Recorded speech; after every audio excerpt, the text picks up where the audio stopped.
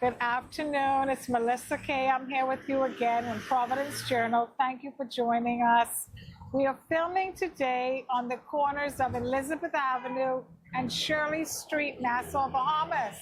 I'm on a busy corner at the Bahamas Historical Society. Originally, this property was owned by the ladies of the Imperial Order of the Daughters of the Empire. From the years around 1900 to sometime after World War II, somewhere around the 1950s, when culture changed and shifted, the Imperial Orders of the Daughter of the Empire, IODE as they were known, they were a very integral part of life, in not only in Nassau, but in the Commonwealth. Now, if you had a chance to see episode 2, you will recall that I brought up the work of the Countess of Ranfurly. She did some really exciting work with these ladies, and they were doing quilting, needlework, crocheting blankets, and they were sending many things out to the UK and the Commonwealth. And they were not the only guild that were doing this. Some of my research led me readily to the chapter in Niagara Falls. This was a group of ladies here in Nassau who pooled their resources, pooled their energies, and they were eventually able to buy this property. At that time, the ladies of IODE were able to plant 12 royal palms 1 street east of here. In the year 1904, they planted 12 royal palms. By the year 1914, Ronald Lightburn was able to show in his book that those palms 10 years later were so statuesque that Nassau was able to feature them on the January 1914 postcards on page 185. You can see it here in Reminiscing too. I will feature the link of finding this book on Amazon. I went down to Logos bookstore a few weeks ago, and they don't have any more of Mr. Lightburn's book. This is still available on Amazon. So back to the IODE. They had owned this building. Now, Sir Geoffrey Johnstone, a Bahamian well known at that time, he was the leader of the United Bahamian Party. He wrote in volume 22 of the Historical Society Journal, October 2000, about the creation of this location as the Bahamas Historical Society. What he said was that at that time, the ladies of the IODE, their work was withering on the vine, because once the Labour Party hit the UK, culture had shifted in the UK.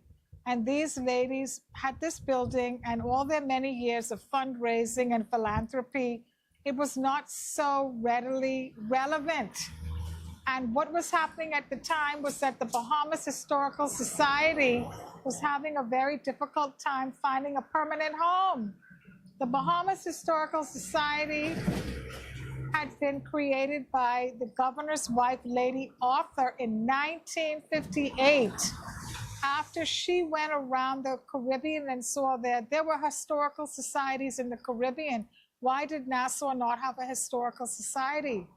Well, one of the challenges in Nassau was we had a very small population, and we had an island that was constantly being hit by hurricanes, the capital island, and the family islands were being battered by hurricanes almost every year. So what was happening was that a lot of our records were being destroyed by damp, mold, storm, salt, the elements. So fast forward to 1976. I was 6 years of age when the ladies of the IODE donated this building, gave it wholesale in fee simple to the Bahamas Historical Society. The Bahamas Historical Society was no longer looking for a home. This was their permanent home. Now, why is the Bahamas Historical Society so important to me? Because as a Bahamian who has always been interested in research, always been an avid reader, the Bahamas Historical Society has always availed itself of affordable research to people like me.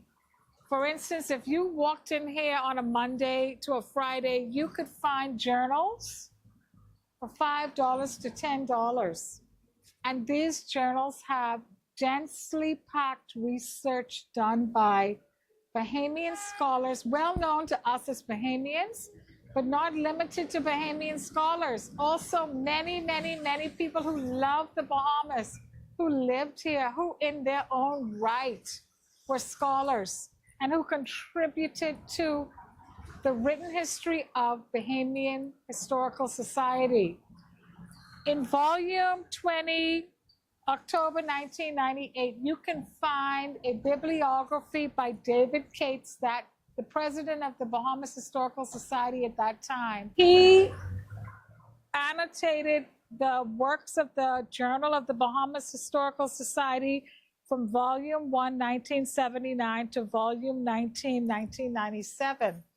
And it is an amazing amount of information available to the person who loves to study history. Do not take it lightly. I learned so much about the Clifton Plantation when I studied Paul Adderley's talk on the title references of the Clifton property out in Western New Providence from one of these same journals. And that is just an example. Information that I could not get from the Registry of Records, information that I could not get from the oral tradition when I spoke to other Bahamians. But when I was able to read Paul Adderley's article on what he knew to be the title history of Clifton, I was able to get invaluable information. And this is all here at the Bahamas Historical Society. Now, in volume 22, Sir Jeffrey Johnstone, who was at one point the leader of the United Bahamian Party, he made reference to the work of those who came before him. And he had spoken at the funeral of Dr. Paul Aubrey, who I mentioned to you in volume 1. Dr. Paul Aubrey had written The Story of the Bahamas, which was always a textbook in the classroom for us young Bahamians, post-independence, and who also wrote the Paradise Island Story. And Sir Jeffrey Johnstone said of Paul Aubrey that he loved history. His precious books beckoned whenever there was a spare moment from the demands of this profession and his household. He read avidly. He consumed English literature in the manner that the hungry man consumes food. He reveled in the masters. They made an everlasting imprint on his mind. They were to color his speech, his thoughts, and his demeanor the rest of his life. In his mouth, words were like clay in the hands of the potter. That is just one of the many people that Sir Jeffrey Johnstone referenced in his article. One more thing I'd like to share with you is that even though this location, this building, this property was donated to the Bahamas Historical Society in '76. I was 6 years of age when they donated this to the Historical Society. It was a challenge to work with this building. If you hear the traffic, if you see the building, you're going to realize we're at a very busy hub of the city of Nassau. It's touristic. The hospital's right there. The ambulances run. The tourist surreys run. But by about the 1980s, they were able to close in the windows of the southern side so that all of the maps, charts, and all the different antiques and antiquities that were donated were able to be preserved in the building itself. They were able, between the 80s and 90s, to put in air conditioning, and to a curator from Jamaica was able to help them, and they were able to change the wooden floor to concrete floor. So when you come in here and visit today in 2025, there are a lot of improvements have been made to this building to keep it as a site, and a lot of exciting historical work goes on in this building. Coming up on the 1st of May, Dr. Godfrey Eneas is going to be presenting on the liberated Africans at 6:30 p.m. So if you can make it out, that's the 1st of May, 2025. Elizabeth and Shirley Streets, thank you. And I want to thank you so much for joining me here on episode 3 of Providence Journal. And the reason that I have entitled this Establish the Work of Our Hands is because many have come before me and many will come after me. But it is important that I and anybody else pursue the passion and talents that God gave us and do what is important to you, and the rest will follow. Thank you so much for joining me today. It's Melissa K., Nassau, Bahamas, Providence Journal.